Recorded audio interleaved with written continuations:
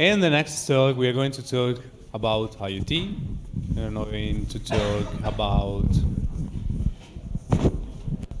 JavaScript and about beer. Do you produce beer? Yeah, I read correctly? Yeah? Yes. Which is your favorite type? All of them. All of them. So, this is the last talk of the day. Welcome, Joel. Thank you. The stage is yours. Thank you very much.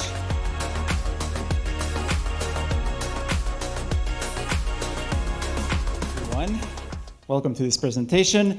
It's been a long day. I've learned so many different things, and my brain is just about like to start bleeding so much information there's in there. So this talk today should be kind of a little bit on the lighter side, but still you should be able to learn a thing or two in here. Well, not so long ago, I was wondering, and I was thinking about IoT devices, and I tend to see a little bit more, and I was thinking, like, is that something I should start looking into? Like, from a professional point of view, should I start worrying about IoT devices? Is that something that I'm eventually going to run into as part of my career? And I was looking at some numbers, and the numbers are a bit small here, but there's something like 50 billion devices internet-connected devices at the moment, and it's expected to go up to about 80 by 2025. Like, that's a lot of devices. And I was thinking, like, that's an average of 6 internet-connected devices per person. I mean, there's no way I actually have 6 devices, myself or at home as an average. So I was starting to think a little bit, and there's 2 of us living at my home. So there's my wife and I, and well, of course, we each have a laptop. So we each have 2 laptops, one for like kind of a media center, and then my work laptop, and she has her work laptop. So that's 4 devices. We each have our cell phones, so 2 cell phones. We each have tablets. So that's a total of 8 devices already. But then some people might say those are not IoT devices. Like, they're technically connected to the internet, but they're not like IoT devices. So fair enough. I've got a thermostat, which is connected to the internet, which is kind of convenient at times. I just redid my bathroom, so I've installed heated floors. And of course, like, I had to take a Wi-Fi connected controller so I can control my temperature of my floor when I'm not at home. My shower, I actually bought a shower controller so I can start my shower using Hey Google, which is very convenient. My smoke detectors, I travel a lot, so I like to know if my house is on fire. Not that I'll be able to do anything about it, but I'll know.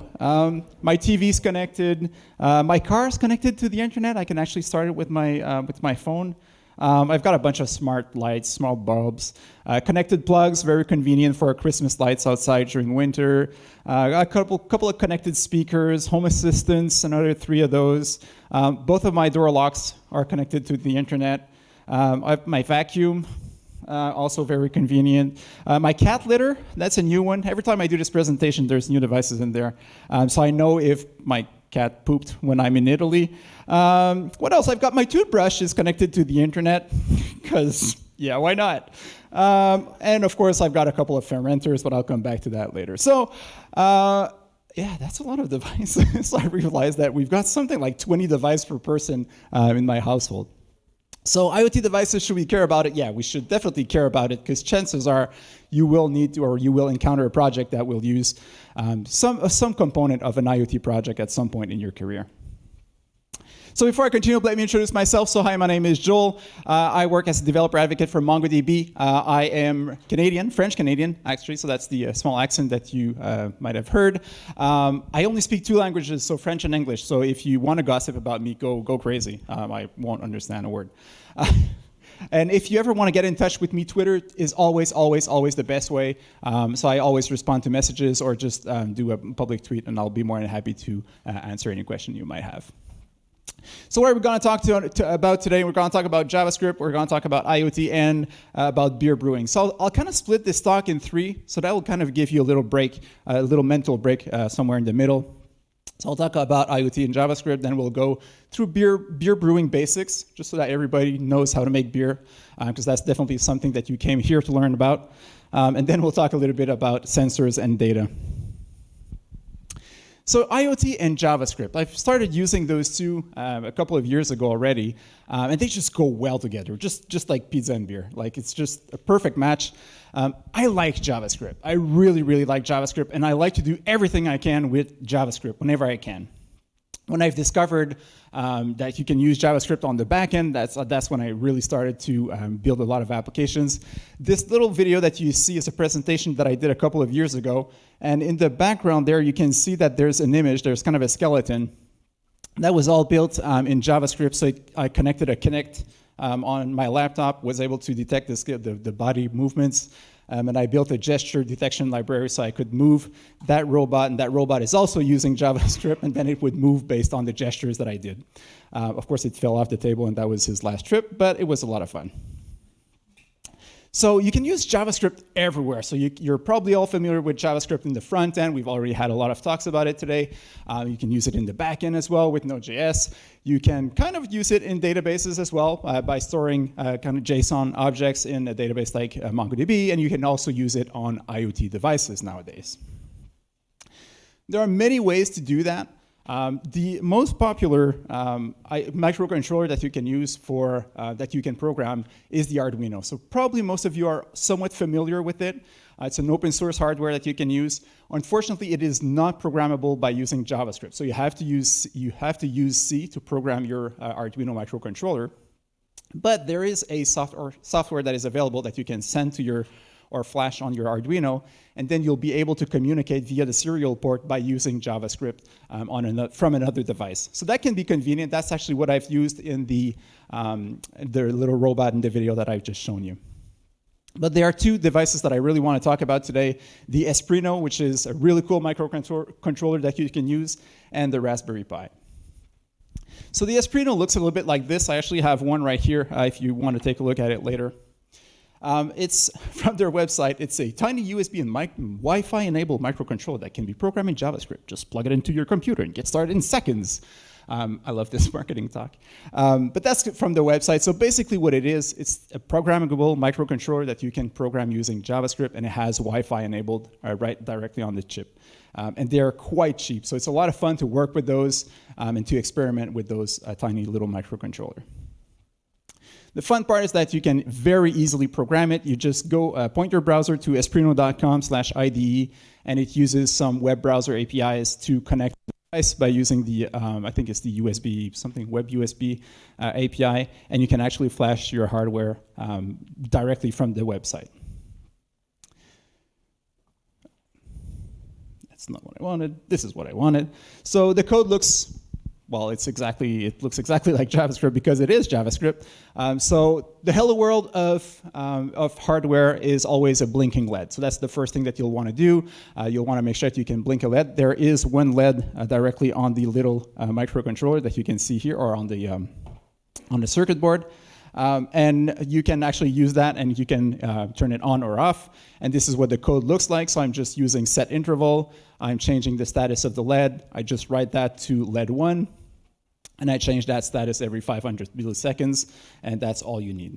So there it is. So I've got the IDE right here, which runs that exact same code. I should try to connect to my device. I can then flash that device, and all right, there you go. So you should be able to see that little LED flashing. I do realize that it's a little bit small. Originally, this talk was planned for like an online conference, but there you go.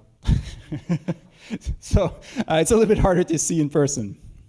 But that's the gist of it. That's how you start to program those little microcontroller. I have a little bit more complex code right here, and I'll try to flash it. And please don't use internet right now, because it'll try to connect to the hotel Wi-Fi, and it may or may not be successful at it. I'll just give it a second there.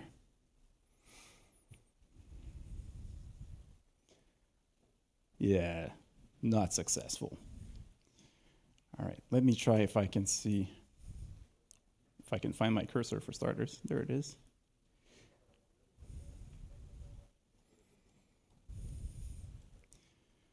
Always have a backup plan.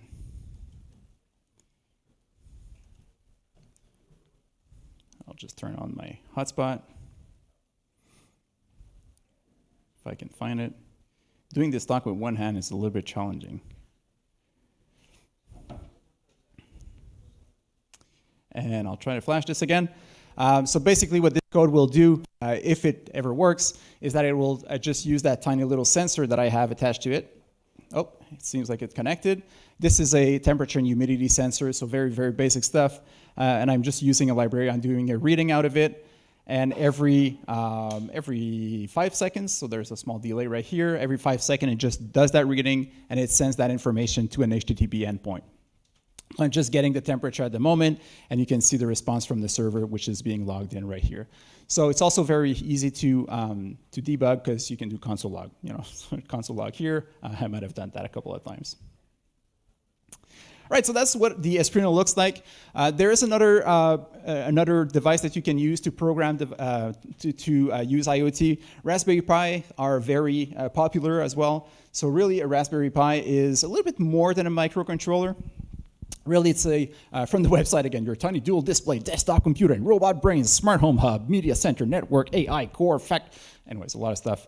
But really what it is, it's a tiny computer. So it runs Linux out of the box. You can, I think you can put the one of the latest versions of Windows on it. So really it's a computer that you can then use, and it has a bunch of different I/O pins that you can use to connect IoT device or sensors on it. If you want to use that, you can use the Johnny 5 library. Very, very easy to use, very fun to use. I've recently learned that you don't need to do -- save anymore on NPM. I was like, but I still have it in my code there. So just install the library, install the Raspberry Pi extension, and the code looks a little bit like this. So just require the library, and then you will define a new board. And it's an event-based API. So when the board is ready, execute this callback. So very easy to use, very intuitive. An event-based API makes a lot of sense when you're dealing with APIs, with IoT devices as well, because you'll do on sensor reading, or when a sensor does a reading, then do this. So you'll use kind of those events as well. So very easy to use. They also have great documentation. So if you're new to IoT programming, definitely try Johnny 5. Look at their library, look at their documentation, and they also have schematics to pretty much plug any device, any sensor that you can imagine on those type of boards. So should you use an Espruino or should you use a Raspberry Pi? It really depends on your use case. If you need a microcontroller, if you need to do stupid sensor data gathering like this one, just getting the temperature and sending that to a database, use an Espruino, use a microcontroller. It's really faster. It'll just take that data and just send it blindly to an endpoint. If you need to do something a little bit more complex, if you have a bunch of different switches and you need to control them through a central place, or you want to add some additional sensors, so you want to turn on or off a light based on different sensors that you would get, then you might want to use something like a Raspberry Pi, which would be a little bit more smarter. You can get a little bit more complex, and you can use various different languages to program your sensors. All right, time for a little break. And I'll switch over to a slightly different presentation here. Actually, just give me 1 second. As I said, this will be hard with a one hand.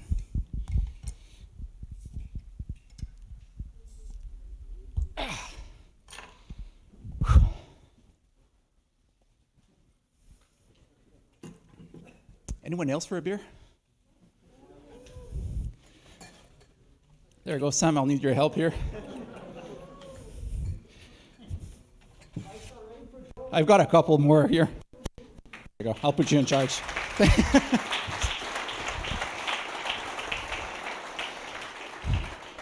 I better get a good ratings on joined in after this. Sam, I'll put the bottle opener on your chair. Thank you. All right, let's talk about beer. Beer is a passion of mine. I love beer, both from the drinking, but also from the beer brewing point of view. It's really a passion, and I could talk like for hours about that. So if I go over, I hope you don't mind. We'll just miss out on the happy hour afterwards. All right. Let's talk about beer. Okay, you must be 18 years old or older to listen to this presentation, or whatever is the legal age here. I just like to do that mention, though. I'm in no way encouraging the abuse of alcohol. I think it's important. Not everybody has the same relationship with alcohol, and some people don't necessarily like it or enjoy it.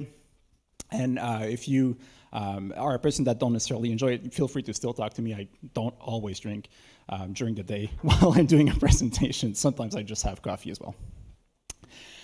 Okay, what will we talk about? We'll talk a little bit about definition history, then we'll move into the ingredients. I'll talk a little bit about the process, and we'll come back to the end product.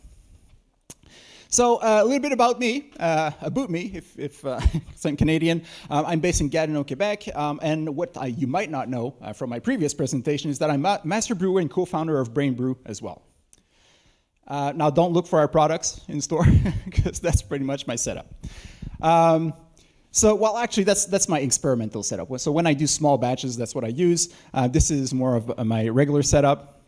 So we brew about 20 gallons, which is 80 liters per batch. This was actually a dual batch, so we were brewing 160 liter. Just your regular weekend beer. Feel free to drop by if you're ever if you're ever in the Ottawa area. I always have a couple of beers on tap, which are available. This used to be in my home office, but I was convinced to move it out of the office. Okay, let's talk about the history of beer. So what is a beer, first of all? Just making sure everybody's on the same page and everybody knows what a beer. So it's a beverage elaborated from grains. There's a fermentation process, and it will produce between 4.1% and 5.5% of alcohol by volume. That's the Canadian official definition. Less than 4.1 is a light beer, and more than 5.5 is a strong beer. So it all started about 11,000 BC, or at least according to the archaeological evidence. So they found some residues of some sort of a beer near Israel, or in Israel. 8,500 BC, they found some pre-pottery Neolithic evidence. So near Turkey, they found some actual residues inside of pottery. And of course, there are some beer nerds that try to get the yeast from that and try to reproduce those beers. So a little bit more geekier than I am.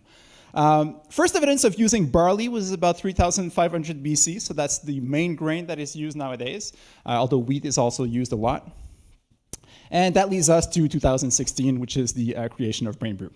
So nothing really interesting between the two of us. All right, so what do you need to do beer? So you'll need a couple of things. First of all, you'll need some water. You'll need a lot of water. As a matter of fact, 95%, or give or take a couple of percent, of the end product is water. The pH should be balanced somewhere between 5.2, 5.6. The acidity of your water will change the flavor profile a little bit, but tap water is perfectly fine. So if you're getting into beer brewing, don't be intimidated by chemistry. Next thing you'll need is grains. You'll need a lot of grains. So the grains are germinated, then dried, and that creates what we call malt. Then they're roasted at different temperatures, and the amount of time they're roasted will produce different colors.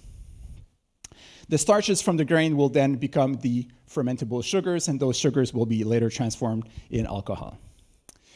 Now, a lot of people tend to think of beers and the beer colors when we talk about something like a stout or a porter, which is very, very dark. And this is actually a picture of a stout, the grains for a stout. So as you can see, there's just a very tiny fraction of the grains that are very darkly roasted or deeply roasted, and the rest is just what they call base grain. So my recipe for a porter is 76% base grain, 10% wheat, crystal 75. I'll get back to the color scale later, and a little bit of chocolate malt. Chocolate is those dark speckles that you see there. And then carapils is used for the foaming. If you compare that to an IPA, like an American IPA, it's about 88% base grain, and a little bit of coloring as well, and then carapils to help with the foam. So the recipes in terms of grains are very, very similar. There's just tiny little differences between different colors. This is the Lovibond scale, so when they roast the grain, they give it a number based on this scale. So you saw earlier I had 75, which is somewhere in here, and I had some 40, which is somewhere right here. And finally, you've got some hops, of course. Hops are fairly recent as part of the beer process, so it's 822 after death. It's responsible for the flavoring.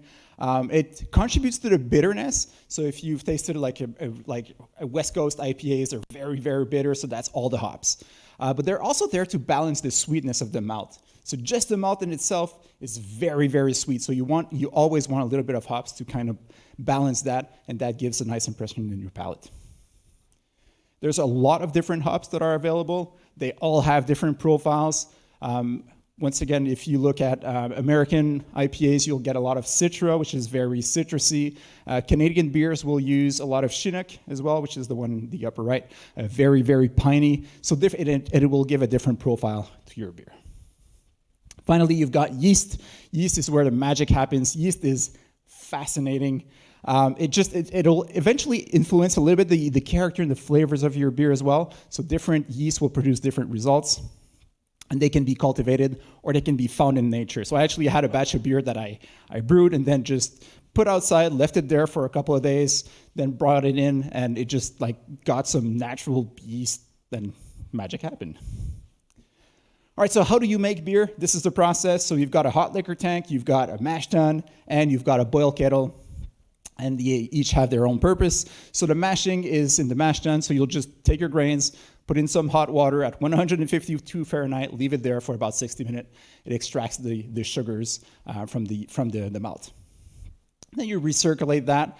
You increase the water temperature a little bit. And so you take the mash tun right here, you just put it in, actually it should be back into the mash tun right here. That's not actually a recirculation, but you get the point.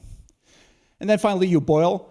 So you just take that juice that you got from the grains, that mash, and you boil it for about 60 minutes. That's where you'll put in your hops. The earlier you put them in, the more bitter your beer will be. If you put them at the end or at a lower temperature, it'll just add just the flavors, but not as much bittering.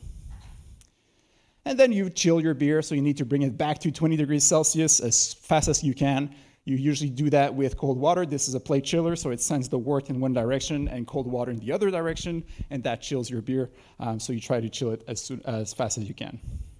It's just another way to chill your beer, or you could just do it the Canadian way, just brew outside, and it'll eventually get cold. And then you add your yeast. Yeast, like I said, is fascinating. Of course, just like everybody else during COVID, I started making my own bread. I did some sourdough, but it's exactly the same process. It's just natural yeast that can be found. And you put it in your flour, and it just starts to eat those sugars, and it will produce CO2 and alcohol. So yeast and sugars equals ethanol and CO2. That's where the magic happens, and it's really funny when you see that yeast that starts to work inside of your fermenters. So you see the one on the right actually exploded. Like there was so much activity in it that the button just popped out. I was kind of expecting it, so it's in my shower, so it wasn't too much of a mess. And you can see the one on the left as well. There's little flakes just going up and down. It's a fascinating thing to look at. Of course, my cats absolutely love this part because it's very sweet, so they'll try to lick any wort that was poured on the side of my fermenters as well. Now, the more sugar that you add to your water, the denser the water will be. So in order to calculate the alcohol volume, you'll need to calculate how much sugar you had at the beginning and how much sugar you have at the end, and the difference between the two, you'll be able to calculate the alcohol that you have. So this is a small experiment that you can do with kids, kind of a fun thing. It doesn't involve beer. So basically you take water, colored water, just add more sugar, and then you can kind of add those layers and make them float on top of each other, and it kind of demonstrates the density of the water based on the sugar levels. So you can measure that sugar level by using what is called a refractometer, which is this instrument right here.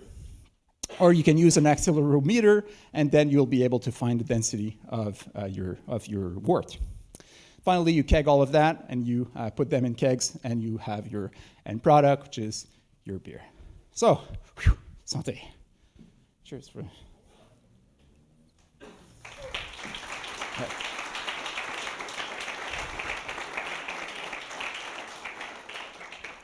Now, of course, you're all wondering, where the hell is this guy going with this whole beer thing?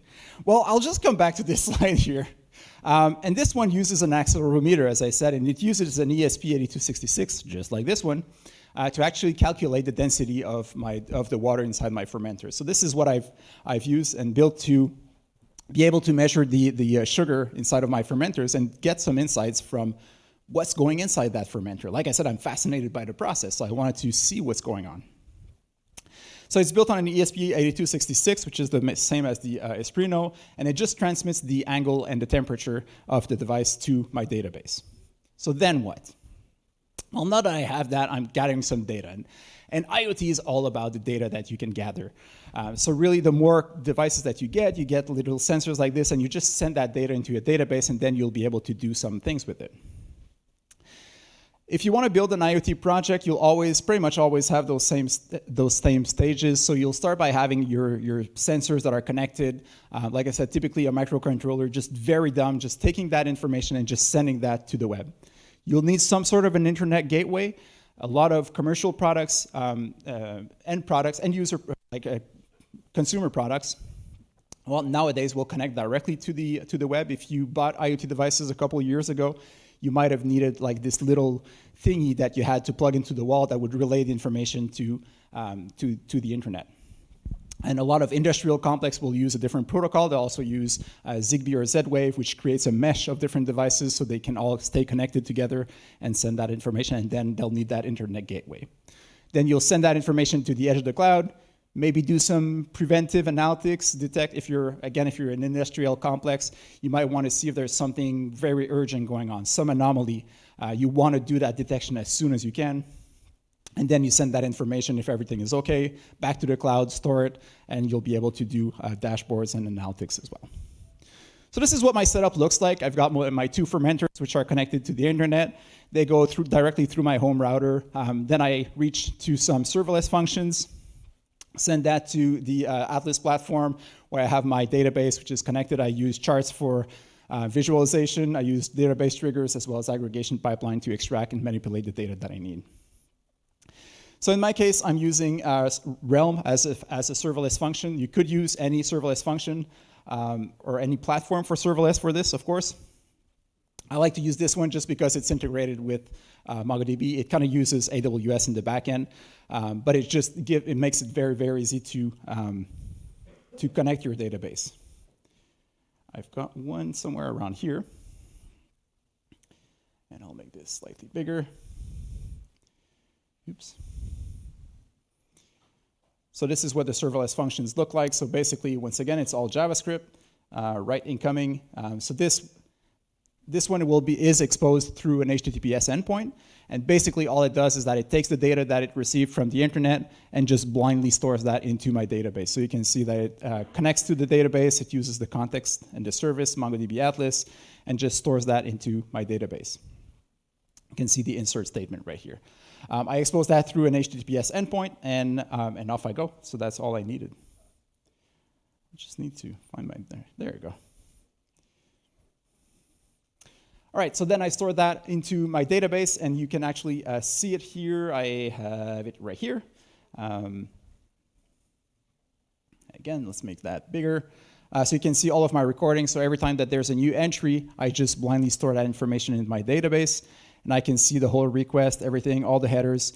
Kind of convenient to use something like MongoDB in this case because I never know what it is that I'm actually going to upload to my database. It just uploads whatever data that comes from my sensor. I got the data right here. So I just store those information, and then I'll eventually be able to extract them and do different analysis on it. If you're looking into building IoT project, I should make this smaller now. Got a hard time with my screen sizing. You might want to look into time series. Time series are a way to make your database much more efficient when working with IoT data. So the way any database will work basically is that whenever there's a new record, it will just store it one next to the other, and it will eventually take up hard disk blocks. And especially if you send a lot of small data, you might start to waste a lot of disk space. The efficiency to extract that data, to try to manipulate it, especially if you want to do analysis, is not ideal. Because as you saw, they're just at the end right there. It has to pick all of that information from all of those different blocks. Most of the time, what you'll want to do with that data that is stored in your database is extract all the information for one specific sensor. So all the information for the red sensor right there. So if you use a time series database, you'll get a slightly different result. In the end, you can interact with your database exactly the same way. It's an abstraction, but basically what happens behind the scenes is that all the information is kind of stored together. So all the information for the blue sensor are all stored together. All the information for the red sensor are all stored together. So when it comes to time to access that data, it makes it much, much, much faster. So we did a lot of experiment at MongoDB, and we're looking at, I can't remember the numbers. I could make it something 1,000,000 times faster. No, I really don't know. But it's much faster, and they found out that the speed was significantly increased. All right, the other thing I wanted to do is to use aggregation pipelines. So this is the MongoDB equivalent to stored procedures, maybe, so you can kind of create complex analytics and start querying your data. So if I find my tool again, this is one that I've built right here. I don't know what happened. Oh, there it is. So basically, you put in a different series of stages. So in this case, I'm converting. So my data that I get from my sensor is sent as a string. So I was just too lazy to change my code on the device to send integers. And so I just do this conversion right here. So I can do that conversion. Then I group all the information together to get the average temperature and average humidity. And you can see that this is the result that I get. I could add different stages as well.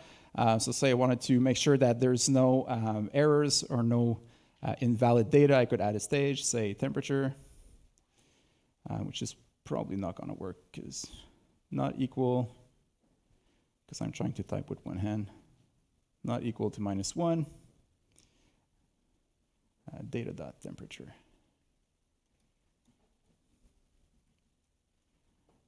All right, so that will only get those records that have a valid data. So if I have if something goes wrong with my sensor, it just sends -1.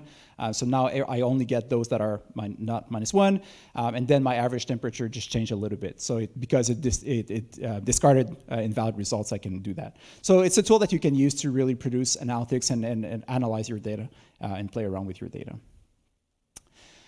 So once I have that aggregation pipeline, you could either use a serverless endpoint again or use a backend, and then you can just fetch that data, and this is what it looks like.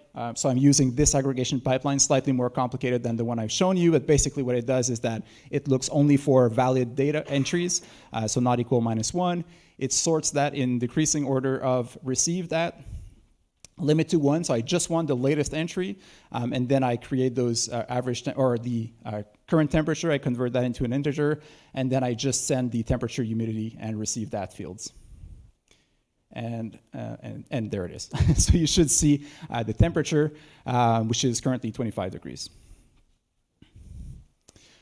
Because I'm also using those serverless endpoints, I can also use database triggers, and basically I can listen to a collection using database triggers. I can listen to any change that are happening inside my connection, either using the native driver or using the Realm SDK right here. And basically what I'm doing in this case is that I'm just listening to any change. Whenever there's a change, I just change the state of my application. So my application is actually a React application right here. My presentation is a React application. And we can see that, well, the device is not connected to the internet anymore. So it's not sending data. And I'm not going to try to reconnect it. All right, another cool thing that I do with those triggers is that I actually listen for different things and different triggers in my database. So I've got one right here. If I go back to my functions, I've got one for is beer ready, of course. Got send SMS? No, that's not the one. Is temperature too high? Uses this little sensor, and I'm using the Twilio connection as well. So real cool service. If you're not familiar with Twilio, they're outside right there, and they gave me a pair of socks to plug them here. So go and meet them. Tell them I sent you. So you can use the Twilio service as well, just to connect to your Twilio service, or the Twilio context to connect to your Twilio service. And then I do something where I just take my my temperature, and if it's above 25 degrees, I just send it to my cell phone to get a notification on my phone. So I was receiving a bunch of SMS earlier, so it's probably that. All right, and finally, I also use charts for analytics because I've got all of that data inside of my database. And of course, what is IoT? You know, without data and the analytics, that's really the part that we're interested in most of the time. And this is what I get. So this was one of my last batches that I did, which was my Christmas beer. And you can really see that. So the green line right there is the sugar level inside of my fermenter. So you can really see when that fermentation process starts. And when I said like it gets like fascinating, there's all those flakes going on. It goes down really, really quickly. And then it kind of stabilizes and just goes down until it reaches very close to zero. Another interesting thing that I've noticed, which I didn't know until I actually put in an IoT device inside my fermenters, that you can see right here that there's the blue curve, or the blue line is at the temperature inside my fermenter. And there's a big peak. It goes about almost 3 degrees up higher when the fermentation process starts. So all of that activity that happens in the fermenter actually produces a lot of heat. Of course, not that much because I live in Canada and that was like in December, so you can kind of see that there's a lot of dips. So not enough to warm my house, but kind of an excuse, you know. I tell my girlfriend, yeah, I brew beer because it heats the house. All right, so that was a lot of information and not a lot of time. But here's what we talked about, just a quick recap. So we talked about IoT and JavaScript, so they really work out well together. If you're interested in playing around with IoT devices, give it a try. I'm assuming most people here are familiar with JavaScript. Try out the Espruino, very easy to work with, or the Raspberry Pi. They're both relatively cheap, and it's actually fun to start to play and explore with that. You've learned a thing or two about beer brewing. Hopefully you're now a beer brewing experts and you'll be able to go back home and make your own beer. And you've learned a lot about the sensors, the data, and how you can manipulate all of that data to actually make sense of what's going on. So this is what I had for you today. So thank you for attending. This is my joined in QR code. Rate my talk, please. And if you want all of that information, the slides for the beer presentation, everything is available at easyurl2/cheers. Thank you.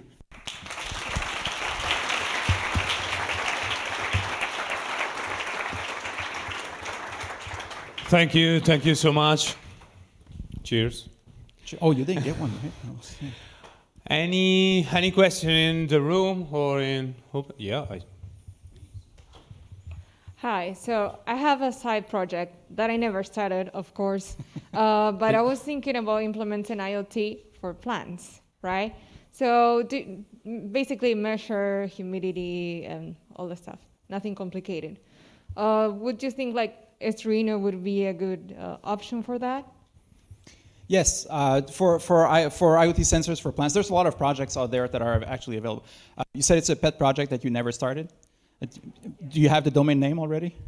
No. That's the first step. You usually start with the domain name.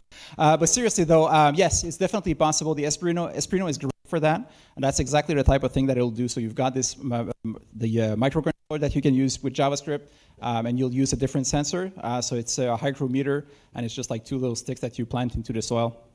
And it'll give you the measurements, and you'll do the same type of thing. So you'll just send everything to a database or something, and then you'll use triggers to react based on whatever information that you're getting. So sending an SMS message if it needs watering and things like that. Thank you. Any question? Even not from hoping. Okay, so thank you, Joel. Thank you very much.